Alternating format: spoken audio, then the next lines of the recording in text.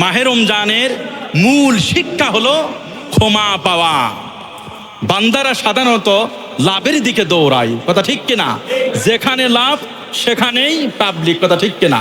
আল্লাহ তাআলা জানেন, আল্লাহ তাআলা তো এমন, ওমা তাসকুতু মিন ওয়ারাকাতিন ইল্লা ইয়ালামুহা, গাছের কোন পাতা কখন ঝরে পড়ে এই এলেমটাও, এই গানটাও আল্লাহ তাআলার কাছে আছে। সকলে পড়েন না সুবহানাল্লাহি ওয়া বিহামদিহি। মাহে রমজানের মূল শিক্ষা হলো ক্ষমা পাওয়া। বান্দারা লাভের প্রতি সবসময় ঝুঁকে পড়ে, আল্লাহ পাক জানেন। এই জন্য আল্লাহ রব্বুল আলামিন মাহে রমজান দান করেছেন বান্দার পাপ মোচন করে, যেন বান্দারা জান্নাতি হতে পারে। নিজের পাপরাজি, নিজের গুনাহসমূহ সব মোচন করে নিয়ে মাহে রমজানের মধ্যে মোচন করে নিয়ে জান্নাতি বান্দা হিসাবে যেন পরিগণিত হতে পারে। এই জন্য আল্লাহ রব্বুল আমিন, আল্লাহ পাক মাহে রমজান দান করেছেন। সকলে বলি সুবহানাল্লাহ। এই রোজা, পৃথিবীতে অনেক জাতি আছে, সকলের প্রতি আল্লাহ রব্বুল আমিন ফরজ করে দেন নাই। শুধুমাত্র কেবলমাত্র আল্লাহ পাক যারা ঈমান এনেছে, যারা ঈমানদার, আল্লাহ পাক তাদের প্রতি কম্পালসারি ভাবে এই মাহে রমজানের বিধান চাপাই দিয়েছেন। আল্লাহ রব্বুল আমিন কোরআন কারীমের মধ্যে বলছেন, ইয়া আইয়ুহাল্লাযীনা আমানু কুতিবা আলাইকুমুস সিয়ামু কামা কুতিবা আলাল্লাযীনা মিন ক্বাবলিকুম লাআল্লাকুম তাত্তাকুন। বলেন আল্লাহু আকবার। আল্লাহ পাক বলছেন, ওহে ঈমানদার, ওহে ঈমানদারগণ, তোমাদের প্রতি মাহে রমজানের রোজা ফরজ করেছি, এই বিধান লিখে দিয়েছি। কাতাবাত থেকে কুতিবা এসেছে, মজহুলের সিগা। হযরত উলামায়ে কেরাম আছেন, আপনারা বুঝবেন কুতিবা শব্দের অর্থ হলো লিখে দেওয়া, মজহুলের সিগা। লেখা কোন বিষয়ে হয়? গুরুত্বপূর্ণ জিনিস যখন আমরা কিনতে যাই, লেখাপড়া ছাড়া হয় না। 10 মণ কেউ যদি আলু কিনতে যায়, লেখার প্রয়োজন পড়ে না। 5 মণ গম কিনতে গেলে আলু এরকম লেখার প্রয়োজন পড়ে না। আবার 10 মণ কেউ যদি ধান কিনতে যায়, লেখার প্রয়োজন পড়ে না। কিন্তু খাদাইল বাজারে পার্শ্বে 2 শতক জমি যদি কিনতে কেউ যায়, লেখার প্রয়োজন পড়ে কিনা? লেখার প্রয়োজন পড়ে। তার মানে কি? গুরুত্বপূর্ণ বিষয়ে লেখার প্রয়োজন পড়ে। মাহে রমজানের রোজা আল্লাহ পাক গুরুত্ব বোঝাতে গিয়ে বলছেন, এটা এমন একটি বিধান, কিয়ামত পর্যন্ত ফরজ করে দিলাম, লিখে দিলাম, রদদ বদল করা যাবে না।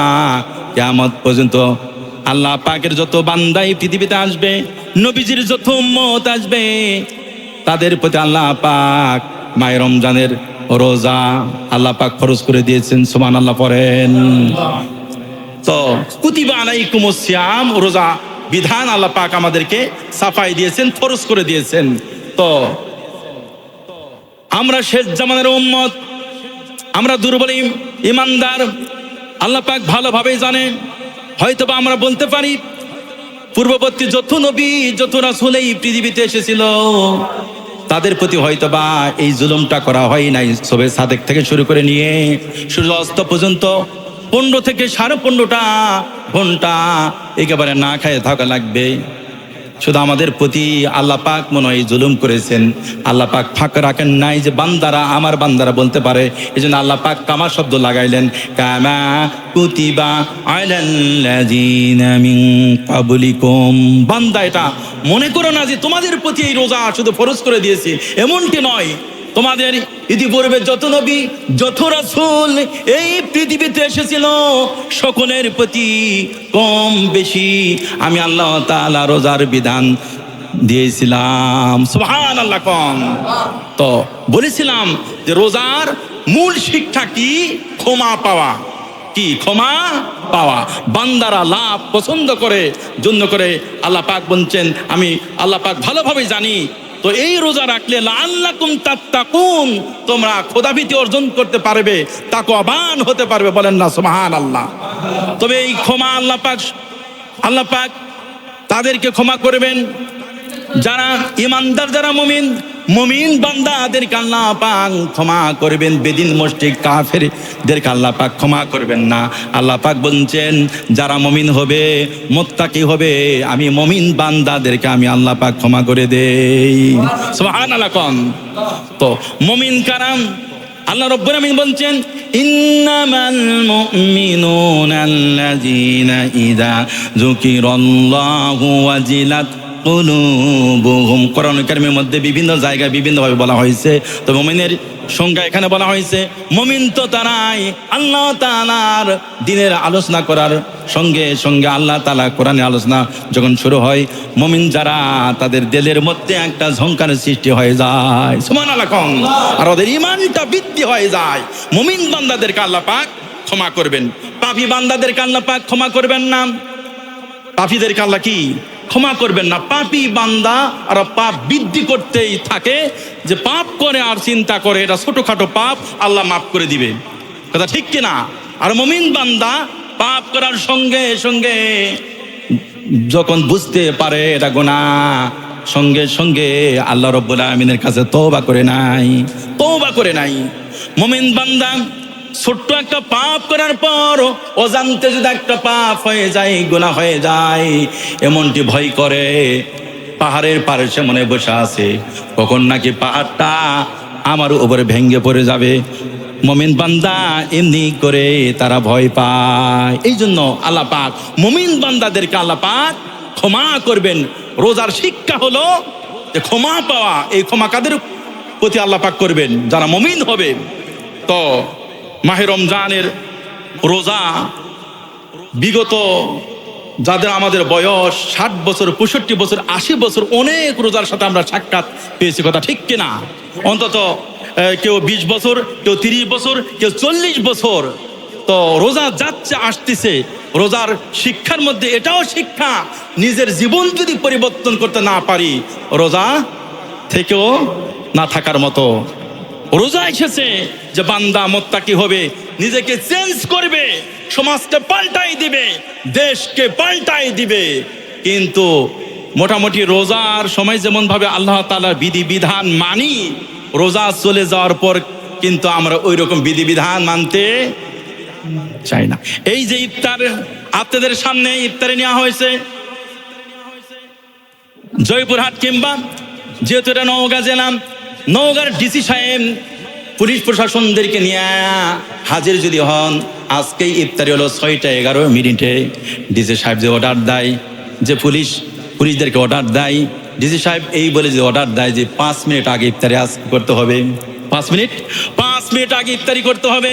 মনে হয় ওই ডিসি সাহেবের ভয়ে আমরা সকলেই ইফতারি করব, এমনটি কখনোই নয়। তার কারণ হলো রোজা রাখছি একমাত্র শুধুমাত্র আল্লাহ রাব্বুল আলামিনকে খুশি করার জন্য। ডিসি সাহেব যদি অর্ডার দেয়, যদি ইফতারি না করা হয় 5 মিনিট আগে, তাহলে এই যে পুলিশ প্রশাসন গুলি করে তোদের বুক ঝাঁঝরা করা হবে, আমরা বুক পাতাই দিব, কিন্তু 5 মিনিট কেন 1 মিনিট আগে আমরা ইফতারি করব না, কথা ঠিক কিনা? তাহলে বোঝা গেল মাহে রমজানের রোজা রাখছি আল্লাহ তাআলা আদেশ, আমরা আল্লাহ তাআলার হুকুম মানছি, ইফতারিতে হুকুম মানছি, নামাজে হুকুম মানছি, কিন্তু রোজা চলে যাওয়ার পর ওই রকম ডিসি সাহেবের সঙ্গে আমাদের আতাত হবে। অন্য বিষয়ে কত কোরআন কারীমের বিধান কবর হয়ে যাবে, কিন্তু আমরা কি একেবারে আমরা আপোষ করি। মাহে রমজান চলে যাওয়ার পর কি সব বিষয় আপোষ হয়ে যায়। রমজান মাসে 5টা মিনিট আগে ইফতারিতে আমরা নেই, কথা ঠিক কিনা? রোজা চলে যাওয়ার পর বিধিবিধান মানার দরকার আছে কিনা বলেন? অবশ্যই আছে। তবে এই মাহে রমজানের দাম বেড়েছে কি কারণে জানেন? এই মাহে রমজানের দাম বেড়েছে, এই মাসে আল্লাহ পাক কোরআন কারীম নাজিল করেছেন। আল্লাহ পাক বলছেন শাহরু রমাদানাল্লাযী উনজিলা ফীহিল কুরআন হুদাল লিন-নাসি ওয়া বায়্যিনাতিম মিনাল হুদা ওয়াল ফুরকান। আল্লাহ পাক বলছেন যে রমজান তো সেই মাস যেই মাসে কোরআনুল কারীম আমি আল্লাহ তাআলা নাজিল করে দিয়েছি। বলেন না সুবহানাল্লাহ।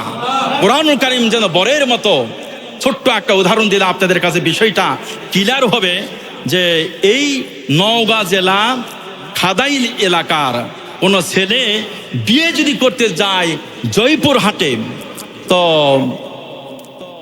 বরযাত্রী থাকে কি থাকে না বলেন? বরযাত্রী থাকে। বরযাত্রী নিয়ে গেলে তাহলে ওই বরের কারণে যাত্রীর আদর যত্ন বাড়ে না কমে? বাড়ে। কিন্তু বর না নিয়া যাত্রী যদি যতই সুন্দর গাড়ি কার সাজায় গোজায় নিয়ে যায়, বর যদি নজরে না থাকে, মনে হয় ওই মেয়ে পক্ষ থেকে আদর যত্ন করা হবে। করা হবে কি? করা হবে না। তার কারণ হলো বরযাত্রীর আদর যত্ন তখনই হবে বর থাকবে সাথে। কথা ঠিক কিনা? সময় তো উপস্থিতি, উদাহরণ এই জন্য দিলাম যে বরের কারণে যাত্রীর দাম বাড়ে।